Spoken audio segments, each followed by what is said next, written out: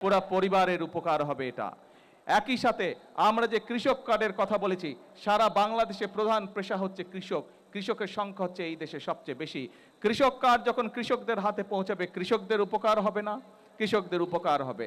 একইভাবে যে আমরা খাল খননের কথা বলেছি, এই যে আজকে 2টি খাল পুনর্খনন আমরা শুরু করেছি, আমরা সারা বাংলাদেশে খাল পুনর্খননের কাজ শুরু করেছি। যেখানে খাল পুনর্খনন প্রয়োজন, খাল আমরা পুনর্খনন করব।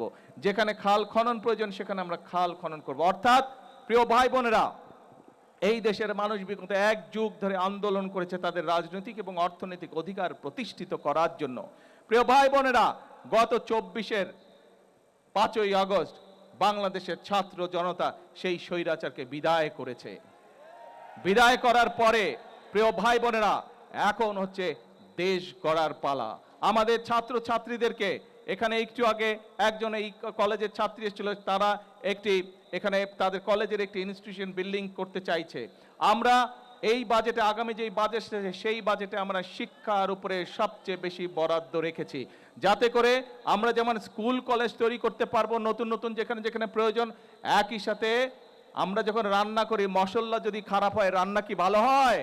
রান্না ভালো হয় না। সেজন্যই আমরা শিক্ষকদেরকে ট্রেনিং দেওয়ার জন্য আমরা বাজেটে বরাদ্দ রেখেছি। আমাদের শিক্ষকদেরকে আমরা ট্রেনিং দেব, যাতে তারা সুন্দরভাবে ভালোভাবে আমাদের আগামী প্রজন্মকে শিক্ষা দিতে পারে। প্রিয় ভাই বোনেরা, এখানে এই যে একজন অনেকক্ষণ ধরে একটা উঁচা করে সাইনবোর্ড রেখেছে, ইপিজেড লিখে রেখেছে।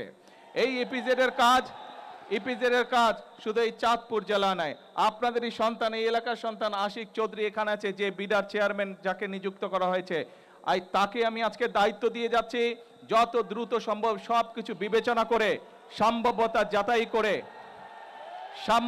যাচাই করে এই ইপিজেড এর কাজ যদি বাস্তবসম্মত হয়, তাহলে এখানে আমরা ইনশাল্লাহ দ্রুত ইপিজেড করব, যাতে করে এই এলাকার সন্তানেরাই শুধু কর্মসংস্থানের ব্যবস্থা না হয়, যাতে করে এই এলাকায় আরো বেশি মানুষ অন্য এলাকা থেকে আসতে পারে বেকার যুবকরা কর্মসংস্থার জন্য।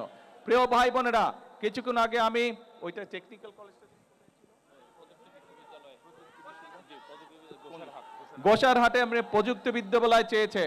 আমরা চাই প্রযুক্তি বিদ্যালয় করার মাধ্যমে আমরা চাই আমাদের দেশের তরুণ সমাজ, ছেলে হোক মেয়ে হোক, তাদেরকে দক্ষ হিসাবে গড়ে তুলতে, যাদের দেশেই হোক বিদেশেই হোক তারা কর্মসংস্থানের ব্যবস্থা করতে পারে।